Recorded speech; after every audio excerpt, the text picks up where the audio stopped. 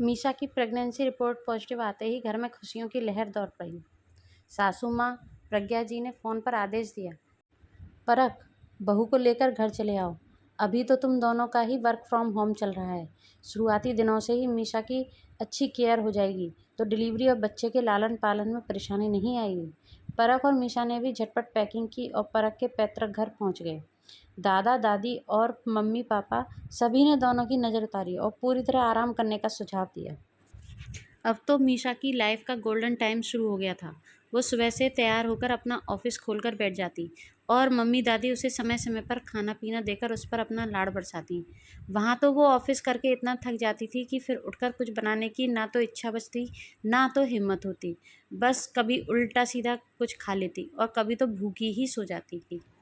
8-10 दिन तो सब अच्छा चलता रहा, पर फिर मीशा ने नोटिस किया कि मम्मी जी आलू मटर और काशीफल जैसी सब्जियां ही बना रही हैं, जबकि उसे लौकी और तोरई दोनों से विशेष लगाव था। आज जब वो ऑफिस करने में बिजी थी तो प्रज्ञा जी खुद से ही उसे खाना खिलाने बैठ गई। मम्मी जी, मार्केट में लौकी नहीं आ रही है क्या आजकल? टाइपिंग करते हुए मीशा ने प्रज्ञा जी से पूछा। क्यों नहीं बेटा, लौकी तो रोज़ बनाती हूँ मैं। दादाजी को शुगर है ना, प्रज्ञा जी ने खाने का कौर मीशा के मुँह में रखते हुए कहा। तो थोड़ी मुझे भी खानी है मम्मी जी, मैं लेकर आती हूँ। मीशा उठने लगी तो प्रज्ञा जी ने रोक दिया। नहीं बेटा, वो दादी ने मना किया है तुम्हें लौकी तोरई देने से। वाट? पर क्यों? उनमें तो कुछ हार्मफुल भी नहीं होता। इनफैक्ट मुझे तो डॉक्टर ने आलू अवॉइड करने को बोला है, क्योंकि मेरी फैमिली में शुगर लगभग सभी को है। प्लेट में रखे आलू की तरफ इशारा करती मीशा बोली। लौकी तोरइयाँ खाएगी तो पोती ही घर आएगी, दादी कहते हुए वहीं चली आई।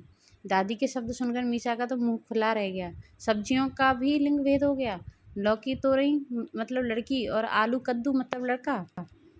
प्रज्ञा जी ने सिर पकड़ लिया। वो इसी पल का सामना करने को बिल्कुल तैयार नहीं थी। परख भी शोर सुनकर वहीं आ चुका था। उसने इशारे से मीशा को चुप करने को कहा, पर वो चुप रहने वालों में से नहीं थी। मतलब अगर मेरे बेटी हुई तो आप उसे गले से नहीं लगाएंगी? मीशा का सवाल दादी को धक्के की तरह लगा। नहीं मीशा बहू, मेरे मन में पोता पोती के लिए कोई भेद नहीं है। मैंने तो कभी परख और गुनगुन में भी फ़र्क नहीं किया। अब दादी सफाई देने लगी। मीशा मुस्कुराने लगी। यही तो दादी, जब बच्चों में फ़र्क नहीं तो इन बेजान सब्जियों में फ़र्क क्यों?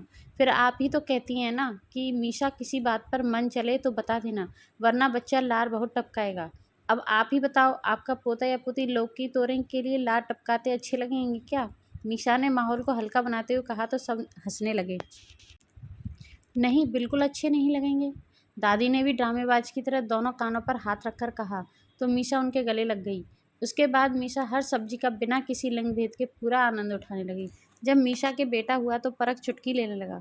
दादी, ये लौकी तोरई तो फेल हो गई, लगता है नकली थी। मीशा ने पूरी कोशिश की पर आपकी पोती नहीं आई। दादी ने उसके चपत जमाई और नन्हे नंदलाल को गले से लगा लिया।